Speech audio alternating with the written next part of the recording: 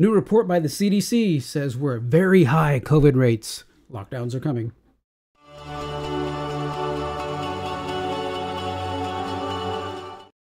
Hey everybody, this is Tom with Tom's Talk Show, and I look at the news, look at different things that come across, to make videos on. I mean, some of the amazing things that are happening in politics. I made some video about that recently with the RFK Jr. joining Donald Trump to fight the oligarchy and the mass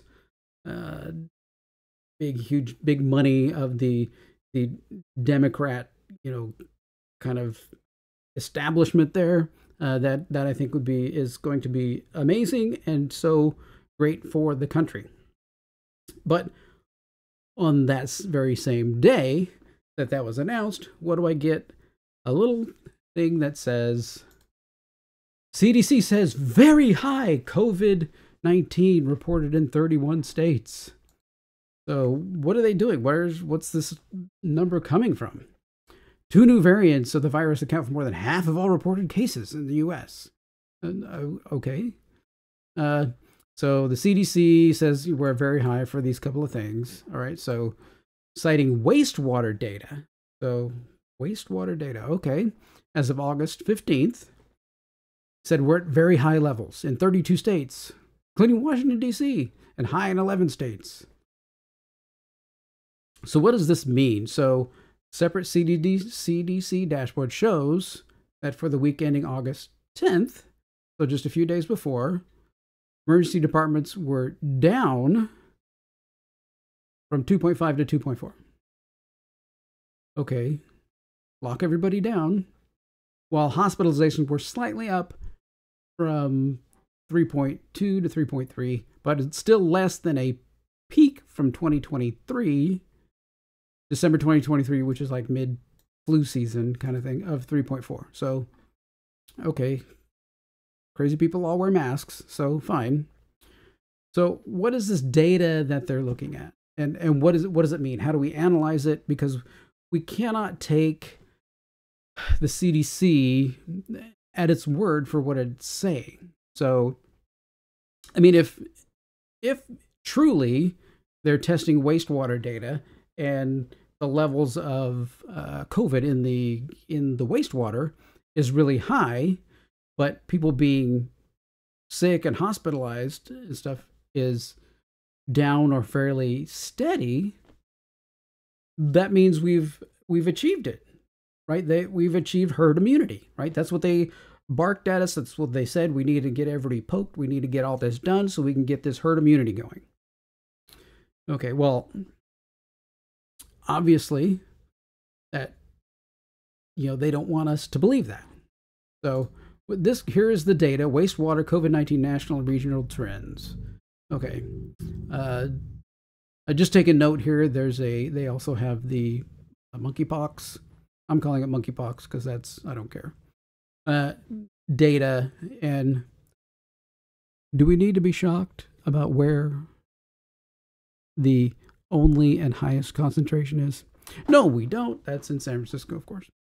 Okay, so here's this data here, and all of this is so these are your different bits of data that show weeks ending. So there's a couple of different lines. There's national, Midwest, South, and Northeast, and West, and they all kind of go the same. They're kind of very close to each other.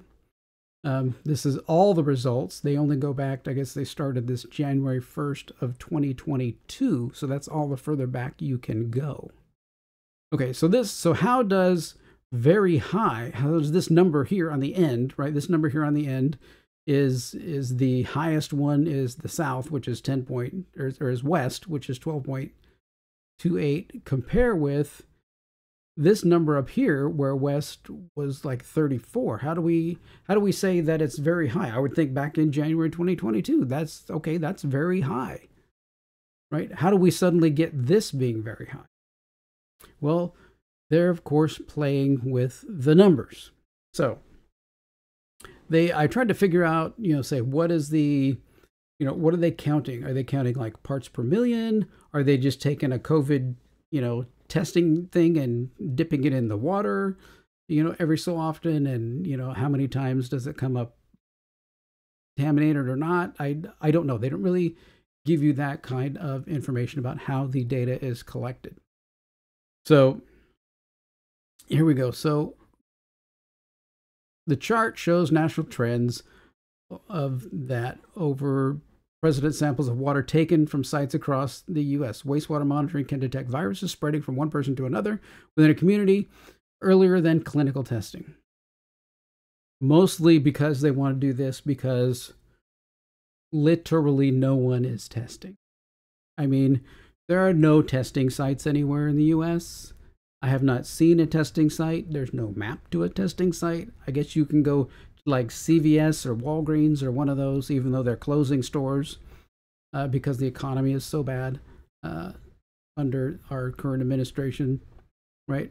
You can go there, I guess, and get a test, but all this wide, testing, guys, if you're at your doctor and you're really sick and they want to test you, then that would be, one place, but there's not wide mass testing going anywhere. If you see increased wastewater viral activity, it might indicate there's another higher risk of infection. Of course, they have the see how to protect yourself. What does it say? Oh, I got to see. I haven't looked at this. What does this say? What does this say? So what does this say? How to protect yourself. Where does it protect yourself? What's this? Practical recommendations to help lower your risk. Okay, it's this one. They make it so hard. So immunizing, hygiene, clean air, masks, distancing, and testing. So they're still on the same mantra, even though, I had a cough for, a week and then it went away. Okay, so I look here. So now there's this thing here that says data methods. Oh, that would be a good one to look up. Okay, so here's our data methods. How do we get data? Data methods right here. Okay, so what they're doing, okay, we're collecting some things. They don't say how they're collecting it or what's being collected or anything like that. The following are more depth method of how wastewater analyzed and displayed for SARS-CoV-2 and influenza A. The wastewater surveillance and evolving science. Okay, it may update methods and visualization to improve understanding. Okay, well, there's zero understanding, really. Okay, so the wastewater activity level is calculated, a calculated measure that allows us to aggregate, so put a bunch of data together from samples to get state, territorial, regional, national levels. Okay, so most simply, the value associated with the wastewater viral activity level is the number of standard deviations above the baseline transformed to the linear scale. Okay. So they're not telling us what the baseline is. So here's baseline calculation is for each combination of site, data submitter, lab target, and normalization method, baseline is established. Baseline is the 10th percentile, holy crap, of the log transformed and normalized concentration of data within the time frame. So we're doing, after normalization, all concentration of data is log transformed. Okay, so, and down here, so they're just taking like the first 10th of it and saying that that's normal. Okay, so, and then their baselines are recalculated every 6 months, and they only use the past 12 months of data. Okay, so what's log transformed? Well, here's their, from the NIH. So here's histograms here of, this is a sample. Histograms of original data. They'll plot here on the left, so you can see how this goes high here and then goes down, then drops way down at the end. And log transformed, which starts of the same data, which starts really low and spikes out. So even though they made the log transform one, the top of it seems, see, this is why they're so deceiving to you. This here, you have to look at the scale here. So this scale here, the highest point is like 850 or so. Here, the highest point here is around 1200. So you're taking the data, you're twisting it around a little bit to, it's hopefully to try and create where more spikes are, where you can find more peaks by doing that. And it can skew actual numbers and data. Okay.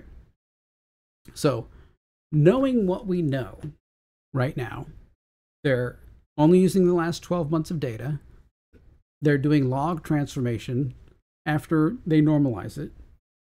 So they're doing that. Okay, so this number here on the 817 that they have here, which they're saying is very high, right? That's only, how can you say very high when back here, right, this data here, if I can get it to do anything, their little graph is a little screwy. Come on, give me a line. Okay, there we go. This number here, come on, is way up here. I mean, this is like 30, they're calling this 36, 37, something like that. And down here, this peak high right here is, we'll give it a 12, right? So how is that very high compared to the 37? To me, that would be like pretty low. I mean, that's not, you know, I mean, but if you want to compare it down to here where it's quite low, you know, down in the 2s, okay, that's a little bit higher. So that's what they're doing, right? So they're only taking data back to here. They're not taking the data all the way back to the beginning, right? It's only taking the last 12 months. So that the shorter that window of data that they have, any movement upward, they can call it a spike, right? If you were to take all of this data and set it up as, you know, using all the data and set it up and look at it that way, then the numbers that we have now would be lower, right? It wouldn't be a spike. So you're nitpicking, and, you know, okay, you're using a standard kind of going forward, but any large spikes are going to be suddenly ignored after a certain period of time. So you're skewing the data so that you can create these spikes, right? I'm sure here in 1/6/24, about January, when we have our big flu, you know, time in the United States in the winter months, you know, I guess winter months in other states. Down here in Florida, we don't really get winter months. Down here in Florida are beautiful, and so I don't know that we would have that much, but. So these winter months, of course, is going to be spiking and come up, right? Here's a November, you know, November, December, right in here, right? So I mean, this is I guess would be a little bit out of the norm, being that it's only August, right? That it's coming to, but it's not outrageous. Even the spikes here in the January, the flu thing, are still quite a bit, you know, still many points higher than they are now in certain areas. So this data is very skewed. It's very manipulated to create, you know, panic, right? It's very manipulated. Oh my gosh. And right. So this is in wastewater. So if your hospitals, if you're basically your medical calls and stuff about it are not changing, your hospitalizations are the same and not changing, then, you know, if this shows up, okay, then you're good. That means you've achieved what you wanted to achieve, which is herd immunity, right? That's, you know, so here, this is the COVID levels across the United States, that COVID Act now. This is, you know, I think it's probably it's data based from the down here, source CDC, right? This is all data from the CDC, from themselves. So, and right here, back here, we've got highs, another little peak, and right now, this graph doesn't go that close. It only goes up to March, but it's still fairly low around the country. I mean, it's been very calm since 2022. It's been very calm. So even in all these different places, we'll click see all here on the button here. So, you know, California, 1.6, 1.1% of all beds in the hospital are COVID. 1.6 for every 100,000 people, 1.6 of them will have COVID, and they're 21% vaccinated, double vaccinated. So my favorite is here, Massachusetts, 31% vaccinated, but they have the highest percentage of people admitted with COVID of almost everybody in the list, and they have one of the highest boosted CDC data. So, you know, it's right. I mean, I'm just saying that you have absolutely no justification for saying anything is very high unless you have an agenda from the government. What's coming up? What's coming up in, about 70, whatever days, I don't know how many days it is, 2 months or whatever. What's coming up? Oh, that's right, an election. So we need to generate panic to keep people at home. We need to generate panic so we can mandate mail-in ballots, so we can have big drop boxes and people dump hundreds of ballots into the drop box. Right? This is what the far left Democrats are trying to do. CDC is controlled completely by the Biden administration at this point. I think it's completely corrupt, completely gone. There's not independent at all. I'm hoping we get Trump and we get RFK Jr. in there to start beating some of these organizations and groups down and be able to weed the corruption out of them so we can get get truth back. There's no reason for anybody to see a COVID thing that's very high. If that's true, right, I showed you the data and how the data is calculated. That's really not true. It's really not actually very high compared to what it was, 2 years ago. But that could mean that we're seeing evidence of herd immunity. Why not say that? Right? I know that doesn't get you a big, bold, very high in your headline. So, am I correct? Do you like my numbers and how I interpret the numbers? I did have 3 semesters of calculus in college, so some of it I remember. It was quite a while ago.